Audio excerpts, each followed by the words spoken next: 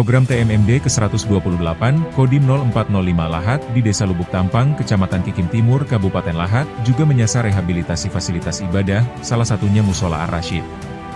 Perbaikan dilakukan untuk memberikan kenyamanan beribadah serta mendukung kegiatan keagamaan warga dan anak-anak TPA.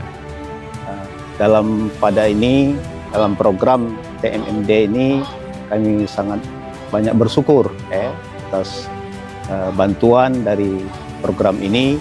Yang tadinya Musola Al-Muslim Ar-Rasyid ini plafonnya belum ada, kemudian teras belum punya keramik dan tempat wudhu belum ada. Dengan program ini alhamdulillah sudah lumayan. Terima kasih, ucapan terima kasih yang tak terhingga kepada pihak TMMD, yaitu TNI dan juga Pemda Kabupaten Lahat.